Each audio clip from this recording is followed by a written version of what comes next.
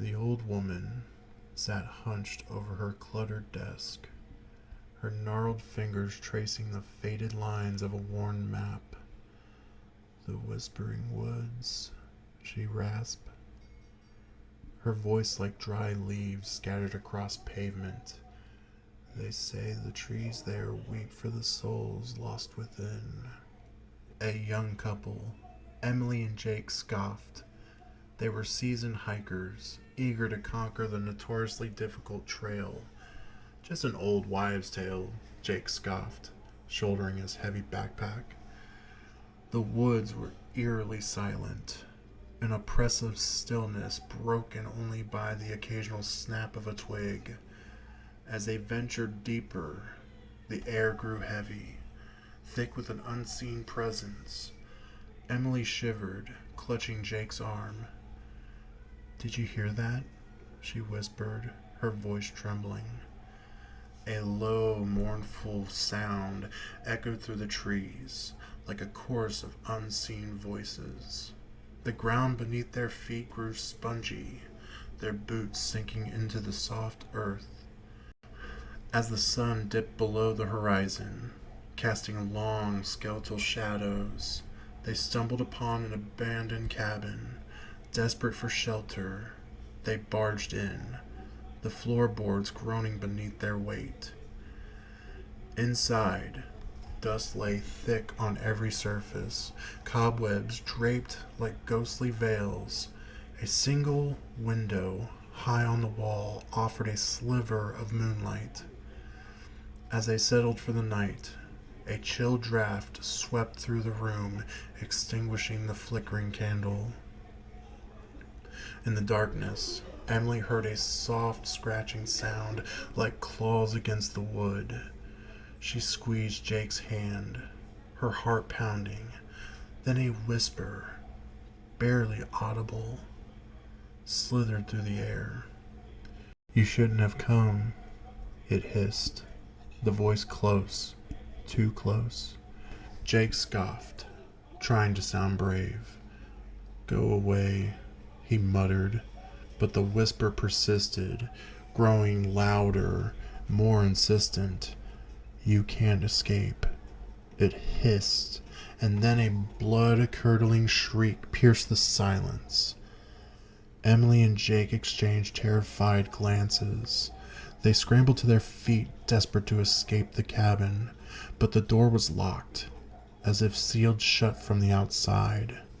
The scratching intensified, the whispering growing into a cacophony of voices, all chanting in unison, "You can't leave. You can't leave." Trapped and terrified, Emily and Jake huddled together, their breath misting in the frigid air.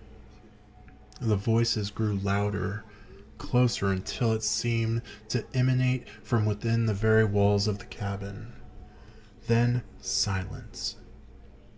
A heavy silence that pressed down on them like a physical weight. Cautiously, Emily peered through the sliver of moonlight. In the center of the room, a figure stood, tall and gaunt, its face obscured by shadows. It raised a skeletal hand, its long gnarled fingers beckoning. Emily screamed, burying her face in Jake's chest. He pulled her close, his own fear a palpable thing in the darkness.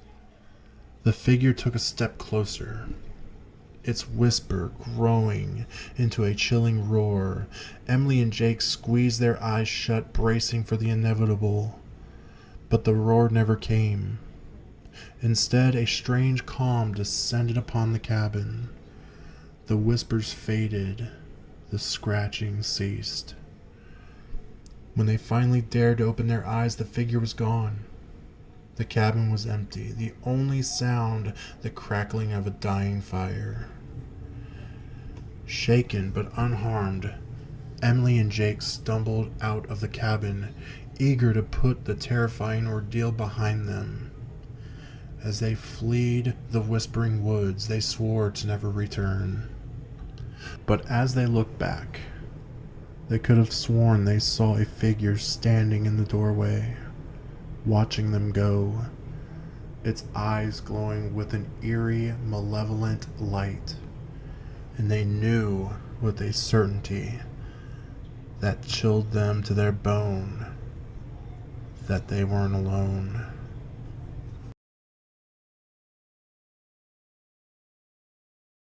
The old lighthouse keeper, Silas, had always warned about the siren's song. It was a haunting melody that lured sailors to their doom on the jagged rocks below the cliff. Many had succumbed to its siren call, their ships dashed against the unforgiving shore. One stormy night, a young sailor named Finn, eager to prove his courage, set sail despite Silas's warnings. As the storm raged, Finn heard a faint, earth-reel music drifting through the wind. It was beautiful, mesmerizing, and he couldn't resist its pull. He steered his ship towards the source of the sound, the lighthouse blinking ominously in the distance. As he drew closer, the music grew louder and more insistent, until it filled his mind, drowning out all other thoughts. The lighthouse loomed before him, its windows glowing with an eerie light. Finn felt a strange sense of calm, as if he were being drawn into a dream. He reached for the helm, but his hands were weak, his body heavy. Suddenly, the music stopped. A chilling silence descended, broken only by the crashing waves. Finn looked up, his heart pounding. Standing on the cliff, silhouetted against the stormy sky, was a figure. It was tall and slender, with long flowing hair that shimmered in the moonlight. The figure raised its hand, beckoning Finn closer. He felt an irresistible urge to obey, to step off the ship and into the waiting arms of the creature. As he reached for the railing, a voice pierced through the fog. "Finn!" It was Silas, his face etched with worry. "Don't go," he shouted, his voice hoarse. "It's the siren. She'll lead you to your death." Finn hesitated, his mind battling the siren's hold.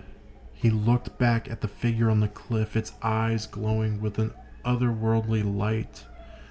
Then he looked at Silas, his face filled with concern.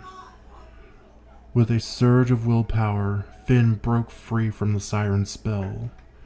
He turned the ship away from the lighthouse, the music fading into the distance. As he sailed away, he could still see the figure on the cliff, its arms outstretched, its face contorted in a silent scream. He shuddered, knowing that he had narrowly escaped a terrible fate. From that day on, Finn never forgot the siren's song, nor the terrifying power it held. He warned all who would listen about the dangers of the sea and the seductive allure of the siren's call.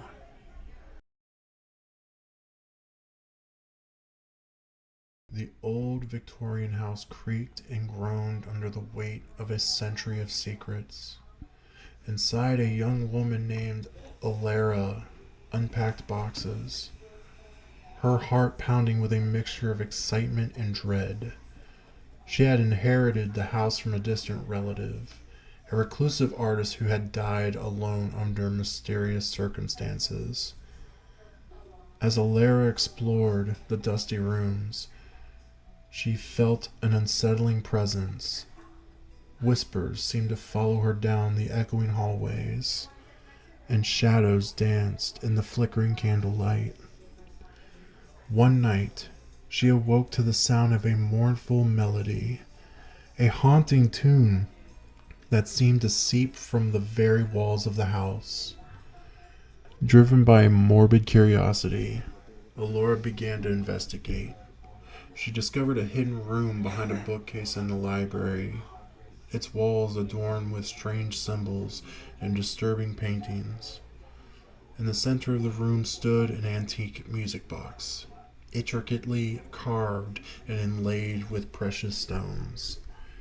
Intrigued, Laura wound the music box. The melody that emerged was even more haunting than the one she had heard before. A chilling lullaby that seemed to weave a spell over her. As the music played, Alora felt a strange sensation, a tingling in her extremities, as if her body was being drained of energy. Suddenly the music stopped, and the room plunged into darkness. Alora reached out, her fingers brushing against a cold metallic surface. Panic seized her as she realized she was trapped, the door having mysteriously vanished. Then she heard it, a soft, rhythmic tapping coming from the walls. The tapping grew louder, closer, until it seemed to be coming from within her own skull. Alora screamed, her voice echoing throughout the silent house. The tapping stopped. A chilling silence descended, broken only by the sound of her ragged breathing. Then a voice, cold and metallic, whispered her name. Alora, it hissed. You have awakened something you should not have. Alora's blood ran cold. She knew that she was not alone in the house, that something ancient and malevolent had been unleashed, and she knew that she would pay a price for that curiosity. As the house creaked and groaned around her, Alora realized that she was now trapped in a nightmare of her own making, a prisoner in a house of horrors. I hope you all enjoyed story time with Gecko. Hopefully you liked it. If not, all right. But hey, at least I made content, and procrastination is lost. That's the greatest thing to celebrate, because procrastination sucks. So if you liked what you heard, let me know. I'll continue to make more content like this. But till then, share, like, comment, subscribe, and I will see you all later.